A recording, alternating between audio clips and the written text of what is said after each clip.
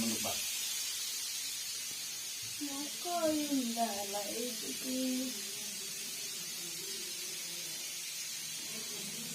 ನೋಡ್ರಿ, ನಮ್ಮ ಪದ್ಮರಾಘವ 4 ಮಕ್ಕಳು ಹರಿದು ಬಿಟ್ಟಾಳ.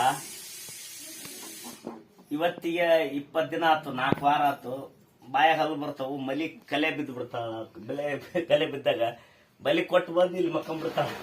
ನಾವು ಹುಡುಕಿದ್ವಿ, ಹುಣಿವಿ ಹೋಳಿಗೆ ಕೆಳಗಡಬು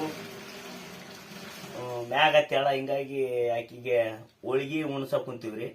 ಬಲಿ ಕೊಟ್ಟಾಳ. ಇನ್ನು ಏಕಾಗಿರ್ತು ಹಲ್ಲು ಬರ್ತಾವಲ್ಲ, ಗೀರಿತವನ್ನಾಕ ಇಲ್ಲಿ ಬಂದು ಬ್ಯಾಗ್ ಕುಂತ ಬಿಟ್ಟಾಳ. ಅವ್ರು ಹುಡುಕ ಕೂತಾರೆ.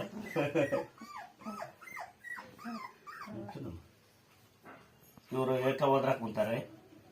ಯಾರ ಚಲೋತ್ನಾಗಿ ಮಕ್ಕಳಂಗ ಸಾಕೋರಿದ್ರ ಕೊಡ್ತೀವ್ರಿ ನಾವು ಇವ್ರನ್ನ.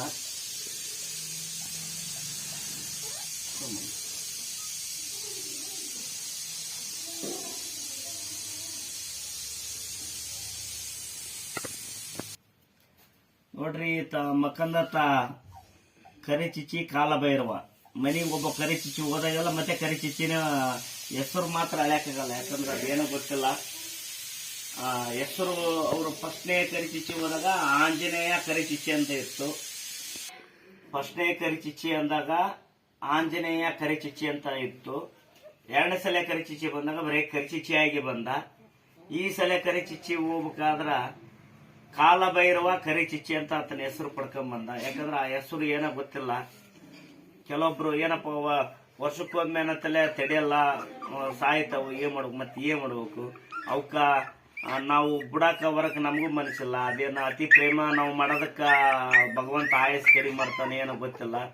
ಆದ್ರ ನನಗ ರಾಯರದರು, ನನಗ ಯಾವುದೇ ಏನಾಗಿದ್ರು ರಾಯರದರು.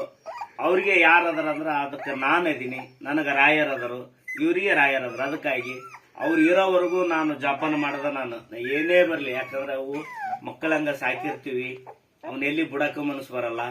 ಹಿಂಗಾಗಿ ಯಾರ ಚಲೋ ಸಾಕೋರಿದ್ರ 3 ಅದಾವು ಕೊಡ್ತೀನಿ. ಜೀವನ ಏನಿಲ್ಲ, ಏನು ಒಯ್ಯಲ್ಲ.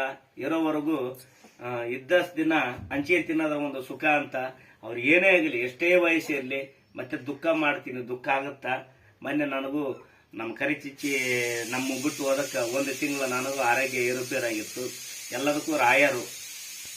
ಹಿಂಗಾಗಿ ಇರೋ ದಿನ ಅವ್ರೆಷ್ಟೇ ಇದ್ರು ಅವ್ರ ಋಣ ಎಷ್ಟು ಈ ಮನೆಗೆ ಋಣ ಇರುತ್ತೆ, ಅಷ್ಟು ದಿನಾನು ನಾನು ಭಗವಂತ ರಾಯರು ಎಷ್ಟು ಕೊಟ್ಟಿರ್ತಾನ ಅಷ್ಟು ಮಾತ್ರ ಹೇಳ್ತೀನಿ. ನನಗ ನನ್ನ ಮಕ್ಕಳು ಕಡಿಮೆ ಮಾಡಿ ನಾನು ನಿಜವಾಗಿ ನಮ್ಮ ಪದ್ಮರಾಘವ್ ಅಥವಾ ನಮ್ಮ ಕರಿ ಚಿಚ್ಚಿಗೆ